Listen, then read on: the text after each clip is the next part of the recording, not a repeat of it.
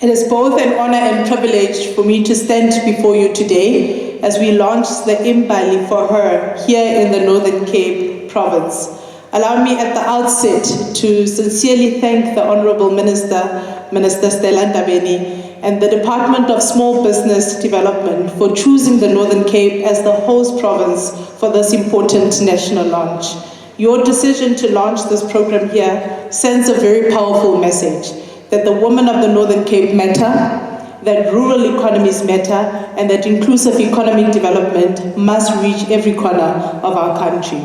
We welcome this program not simply as a funding intervention, but as an investment in the dignity, in the potential, resilience, and economic power of women. Program Director, women remain the backbone of our society. Across our communities, it is women who hold families together during times of hardship. It is women who carry the burden of caregiving. It is women who raise children, support households, and sustain communities, and increasingly build businesses under often very difficult economic circumstances. Yet, despite these enormous contributions, many women continue to face structural barriers to economic participation, particularly in rural provinces such as ours. For too long, women entrepreneurs, especially those living in villages, in townships, farming communities, and informal settlements, have struggled with limited access to finance, mentorship, markets, digital infrastructure, equipment, and business support. And the reality is that talent is everywhere, but opportunity is not always equally distributed. And that is why these programs such as Imbali For Her are critically important. This program recognizes an important truth, that empowering women economically is not charity, it is a smart economic policy. When women succeed, families become more stable, communities become stronger, children gain better opportunities, local economies grow, jobs are created, poverty declines, the entire community benefits from the multiplier effect of a woman-led economic participation.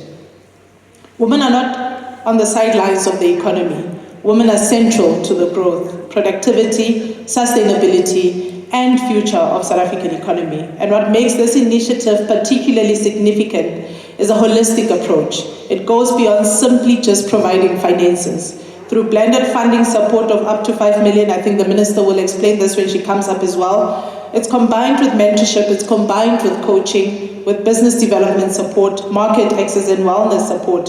The program begins to address the broader socio-economic realities that women entrepreneurs face on a daily basis. Because access to funding alone is not just enough. So this program encompasses all of these support programs. Women-owned businesses require support ecosystems that are responsive to the realities of balancing entrepreneurship with caregiving responsibilities, social pressures, household responsibilities, and unequal access to economic networks. And as government, we therefore strongly support interventions that approach empowerment in a comprehensive and in a sustainable manner. Program Director, the story of women in South Africa has always been a story of courage, of resistance, of leadership, and that of resilience. Long before democracy, it was women who stood at the forefront of struggles. It was women who marched to the Union buildings 70 years ago in 1956 and declared to the apartheid state, "Watintu mfazi, watintu mbokot." That means when you strike a woman, you strike a rock. Those women were not marching for symbolism. They were demanding dignity, they were demanding equality and participation and freedom. And today, our responsibility is to ensure that economic freedom becomes a lived reality for the women of this generation. Because political freedom without economic inclusion remains incomplete. Therefore, Minister, your presence here today as a woman leading at a national level matters profoundly. It matters because representation changes policy priorities. When women occupy leadership positions, the realities facing women are no longer treated as secondary issues. They move to the center of government decision-making. And that is why we must unapologetically advocate for policies, procurement systems, funding models, and development programs that deliberately places women at an advantage. Not because women seek favors, but because history has systematically disadvantaged us. Transformation cannot be gender neutral, in a society where inequality itself has never been gender neutral. We therefore have a responsibility as government to table budgets that are intentional, targeted, and responsive to the needs of women, to the needs of young people, and to the needs of persons who live with disabilities. Our budgets must speak inclusion, our procurement systems must speak inclusion, and economic policies must speak inclusion. And because if public resources do not actively confront inequality, then inequality simply reproduces itself. Program directors, I conclude, the empowerment of women must also go hand in hand with the empowerment of young people. Across the Northern Cape and the country, there are young women with extraordinary ideas, digital skills, creativity, and entrepreneurial energy.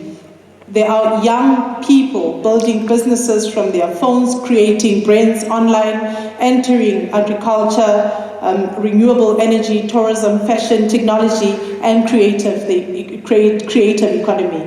But too many still faces exclusion from funding, networks, and opportunities. We must ensure that young women and young women living with disabilities, particularly those from rural and working class communities, do not inherit unemployment, do not inherit dependency, and do not inherit poverty. They must inherit opportunity. They must inherit ownership, and they must inherit access to capital, skills, technology, and markets. Because the future of this country will be built not only in boardrooms, but in villages, in townships, in farms, in classrooms, in digital spaces, and community enterprises led by young people, led by women, and led by persons who are living with disability. One of the greatest challenges in rural provinces is not always the absence of opportunity, but the absence of information reaching communities. There are many women with brilliant business ideas in places like Kurman, Kalfinia, Springbok, De Aar, Colesberg, Uppington, Briska, and deep rural communities who simply do not know where to access support. We therefore need coordinated outreach drives, community engagements, roadshows, digital awareness campaigns, municipal partnerships, and local economic activation programs to ensure that no woman is excluded because information never reached her community. To all women entrepreneurs who are gathered here today, you are builders of our economy. You are employers, you are innovators, producers, exporters, manufacturers, creatives, and leaders of transformation within our communities. And today, this program says to every woman in this country, your dreams are valid, your contribution matters, your leadership is needed, and your success is important to the future of this country. So today we don't merely launch a program, we ignite possibility. We send a message to every woman in every village, every woman in every township, farm, community, urban area across the country, that your dreams are valid, your contribution matters, and your future cannot be limited by your geography, cannot be limited by your background or your circumstance. And as government, we stand firmly behind programs that place women at the center of economic transformation. Because when women rise, nations rise with them. And let history remember this moment not as a ceremonial launch, but as a beginning of a new generation of women who refused to remain on the margins of the economy, women who build industries, women who create jobs, women who transform communities, women who change the direction of our country. The future of this country will not be written without women. The future of this country will be built by women. And to every woman listening here today, do not ask for permission to lead. Do not shrink your ambitions. Do not apologize for taking up space in the economy of this country. This economy needs your voice. It needs your leadership. It needs your courage. And it needs your success. The era of women waiting on the sidelines is over.